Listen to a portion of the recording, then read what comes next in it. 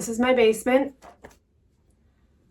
I want people to pay me to sleep here. So I've got some explaining to do. Come with me.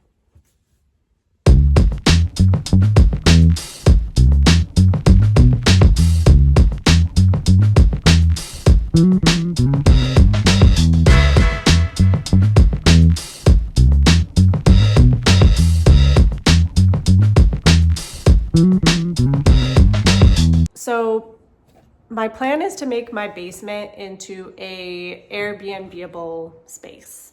I want to be able to rent it out to get some extra income, but I also want to be able to use it myself when and if I decide I don't want to rent it out anymore, or if it just doesn't get rented as often as I am planning. So it takes up about a third of the livable footprint of my home.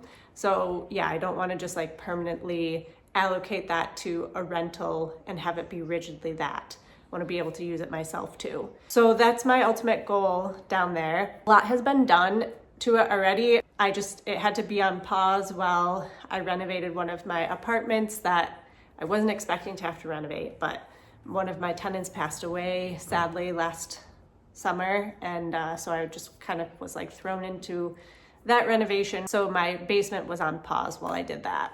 A lot has been done, but there's a lot to do. It's a down to the studs type of renovation. And I've never done one like that before. I think it's going to be quite interesting. I'm gonna have to learn how to do quite a few new things. So I'm excited to start it.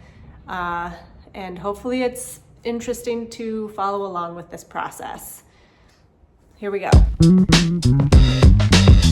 All right, I want to go back to the beginning of when I first bought this house, show you what the basement looked like at that point, do a little walkthrough tour, and then I will also explain everything that has been done between then and now, and then we can go into like future plans. I got my computer here, gonna narrate the videos, and I got my sweet baby Chai girl, keeping my feet warm. So, everything I need. Let's go. So these are the stairs down into the basement. Off to the right is a bathroom. It's a full bath, just on the smaller side. Not much to say about it, other than it functioned as a bathroom. I've been more excited by bathrooms before. Also, the drain was leaking under the floorboards for who knows how long, and it kind of ruined the floor. So there was that. Now this is the main living area in the basement. It's just a big open room, decent size windows, exterior door, which is good for this Airbnb plan.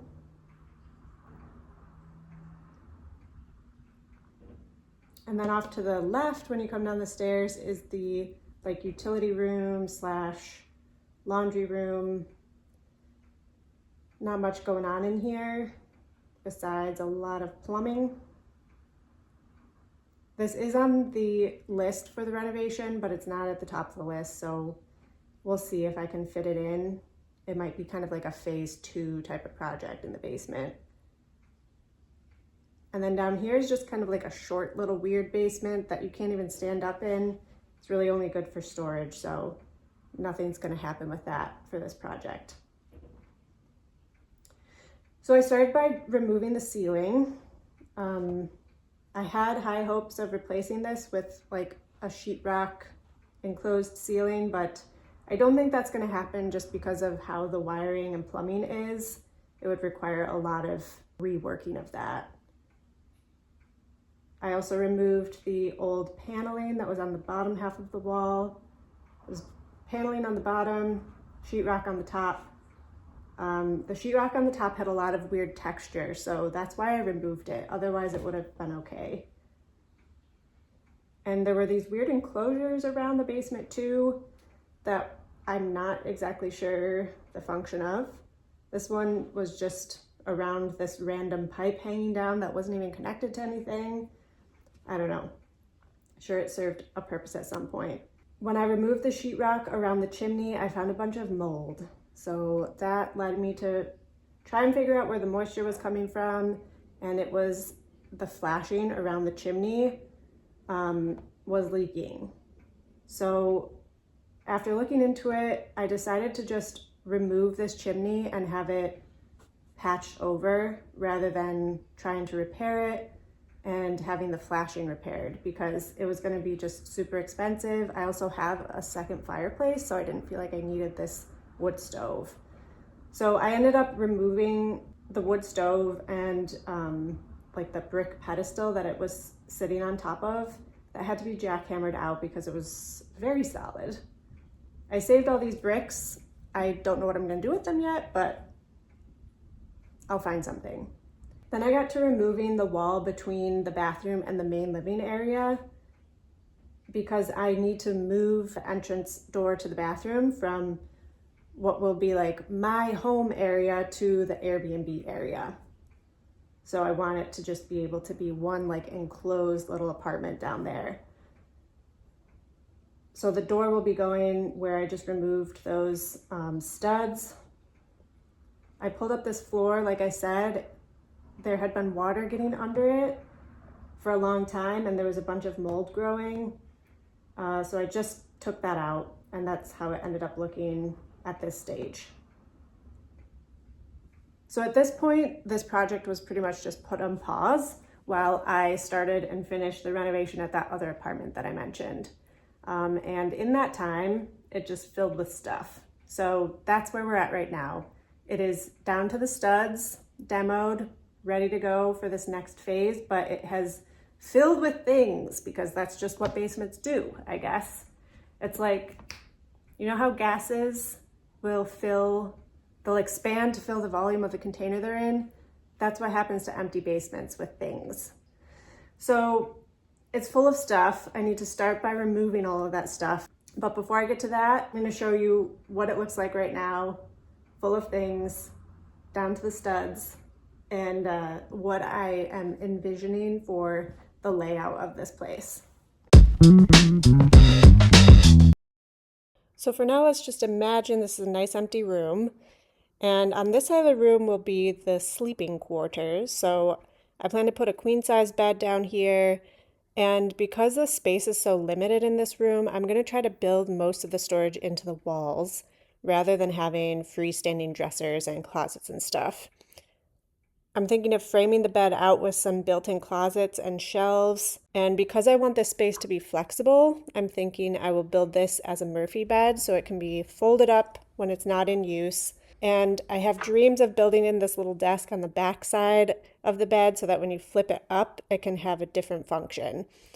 Time will tell if that's going to happen or not, but it would be pretty cool. And yeah, those are the main features of this side of the room. So let's just do a little rotation here, take a gander at this would-be bathroom, and let me explain the plan here. The layout of this bathroom is going to be almost identical to what it was, with the shower and toilet on the back wall and the sink on the front wall. I'm going to build in some storage on the left-hand side around the window, but the main difference in layout is really just the door location moving to the wall facing this main room as opposed to the little landing or hallway area. And that will allow this little mini apartment to be its own enclosed thing. The final section of this layout is this far side of the main room, where the exterior door is to the left there. So when you come in from outside, I want to have like a cozy little nook of an entryway with a little bench to sit and take your shoes off, with some storage underneath for shoes. I'll probably separate that landing area from the rest of the room with a short little wall.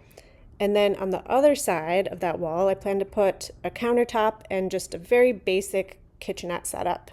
Just like the essentials to caffeinate and heat up some takeout or something.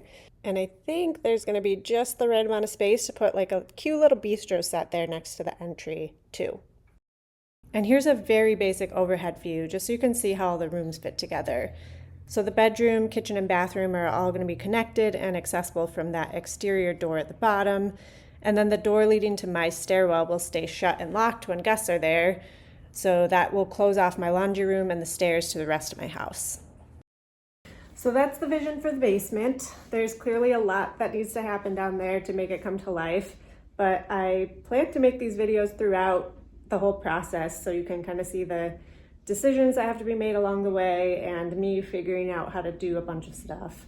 The next steps are going to just be to clear out the space so I get a clearer picture of what I'm working with and to start to pull together a budget. So I gotta budget out like the major pieces that have to happen down there first, and then later on I'll have to refine it as I get a better sense of like finishes and stuff like that.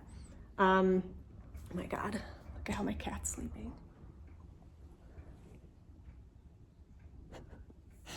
I love when she does that. Anyways, that's what's coming up next. Thanks for watching.